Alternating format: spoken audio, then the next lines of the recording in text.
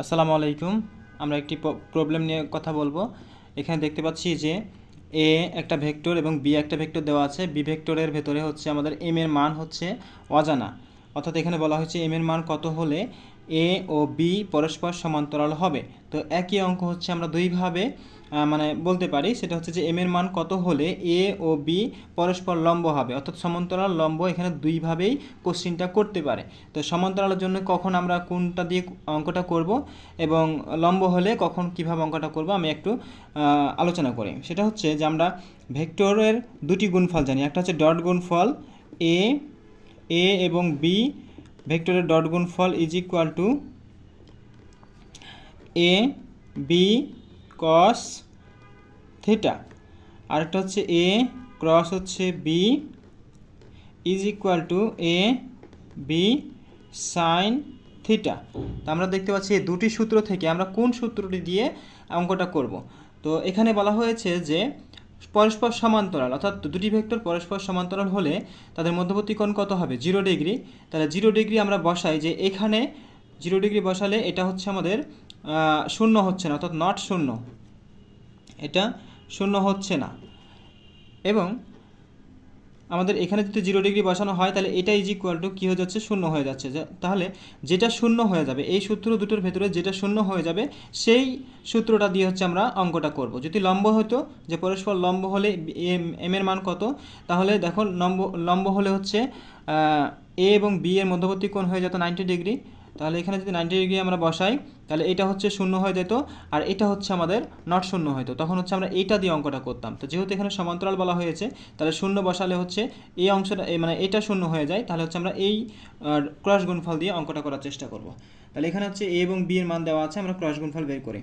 তাহলে A cross B is equal to শূন্য, is equal to শূন্য, ইজ ইকুয়াল টু এ এবং B এর মানগুলো আমরা নির্ণয় করতে পারি সূত্রের মাধ্যমে। সেটা হচ্ছে এ আই জে এবং কে 5 2 -3 15 এম মাইনাস হচ্ছে 9। তো এখান থেকে হচ্ছে আমরা যে ম্যাট্রিক্সের যে নিয়ম, সেই নিয়ম অনুসারে হচ্ছে এখানে আমরা করে ফেলবো। যখন হচ্ছে আই নিব তখন কি হবে? আমাদের হচ্ছে যে এই লাইন আর এই লাইন বাদ চলে যাবে, এখান থেকে হচ্ছে আমাদের মাইনাস হচ্ছে 18, মানে এই দুটো গুণ করব। আর এখান থেকে মাইনাস মাইনাস মাইনাসে হচ্ছে এখানকার প্লাস হয়ে যাবে 3m। সূত্রের মাইনাস এখান থেকে আমরা যে নিব, যে নিলে হচ্ছে কি হয়ে যাবে? আমাদের এটা আর এটা বাদ চলে যাবে। তাহলে এখানে 45 অর্থাৎ -45, আর এই পাশে হচ্ছে প্লাস হচ্ছে 45 প্লাস হচ্ছে আমরা যদি কে নিই তাহলে হচ্ছে কি হবে? যখন কে নিব তখন হচ্ছে আমাদের এই লাইন আর এই লাইন বাদ চলে যাবে। তাহলে এখান থেকে হচ্ছে 5m মাইনাস হচ্ছে 15 দুগুণে 30। তাহলে এখান থেকে আমরা 30 বসিয়ে দেব, ইজ ইকুয়াল টু হচ্ছে 0। তো এই লাইনটাকে হচ্ছে আমরা আর একটু সহজভাবে যদি লেখার চেষ্টা করি তাহলে হচ্ছে দেখো আই মাইনাস হচ্ছে 18 প্লাস হচ্ছে 3m মাইনাস হচ্ছে যে এইটুকু হচ্ছে প্লাস মাইনাস হচ্ছে 0 হয়ে যায়, ইন্টু হচ্ছে 0 প্লাস হচ্ছে কে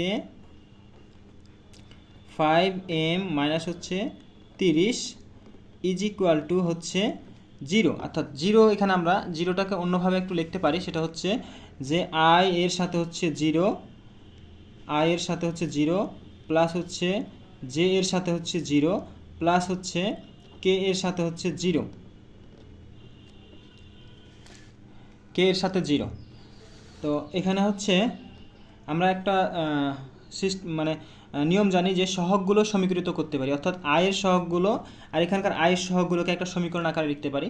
এখানে হচ্ছে কে এর মানে কে এর সহগগুলো আর এখানকার কে এর সহগগুলো হচ্ছে উভয় পাশ থেকে নিয়ে আমি একটা সমীকরণ লিখতে পারি, অর্থাৎ সহগগুলো সমীকৃত করে পাই। অর্থাৎ সহগগুলো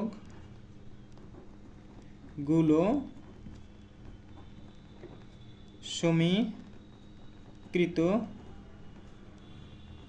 করে পাই। তাহলে এখান থেকে আমরা কি পাবো? দেখো মাইনাস হচ্ছে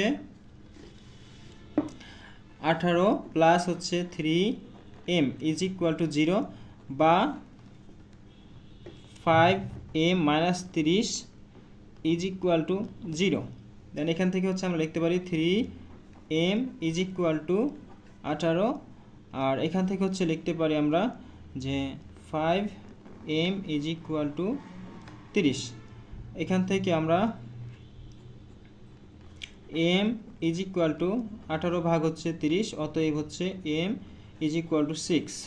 এখান থেকে হচ্ছে আমরা একইভাবে m ইজ ইকুয়াল টু 30